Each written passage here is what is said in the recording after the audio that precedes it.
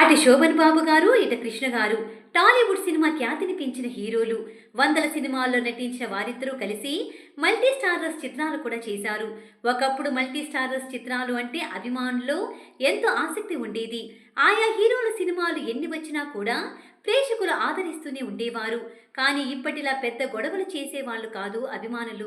కృష్ణ గారికి, శోభన్ బాబు గారికి ఉన్న క్రేజ్ ని దృష్టిలో ఉంచుకొని అప్పటి సినిమా దర్శక నిర్మాతలు ఇద్దరినీ కలిపి మల్టీ స్టారర్ సినిమాలు తీయడానికి ఎక్కువగా ఆసక్తి చూపేవారు.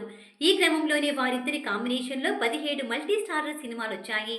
కృష్ణార్జునులు, ఇద్దరు దొంగలు, మహా సంగ్రామం, ముంతడుగు వంటి చిత్రాలు మంచి హిట్ కొట్టాయి. కృష్ణ గారు, శోభన్ బాబు గారి కాంబినేషన్ కొన్నేళ్ల పాటు కొనసాగింది. అయితే వీరిద్దరి కాంబోలో వచ్చిన మహా సంగ్రామం సినిమా మల్టీ స్టారర్గా చివరి సినిమా కావడం విశేషం. దీని వెనకాల చాలా పెద్ద కథ ఉందట.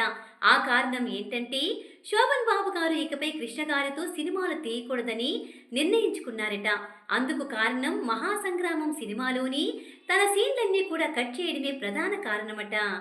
తొలుత ఈ సినిమాలో శోభన్ బాబు గారికి సంబంధించిన సన్నివేశాలన్నీ చిత్రీకరించిన తరువాత కృష్ణ గారికి సంబంధించిన సన్నివేశాలు చిత్రీకరించారట. కానీ సినిమా అవుట్పుట్ విషయానికి వచ్చేసరికి కొన్ని సన్నివేశాలకు సంబంధం లేకపోవడం వలన శోభన్ బాబు గారి సన్నివేశాలను కట్ చేయాల్సి వచ్చిందట.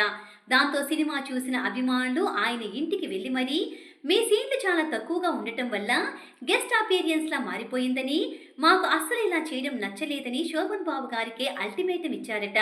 దీంతో ఇకపై ఇలాంటి సినిమాలు చేయకూడదని శోభన్ బాబు గారు నిర్ణయం తీసుకున్నారట.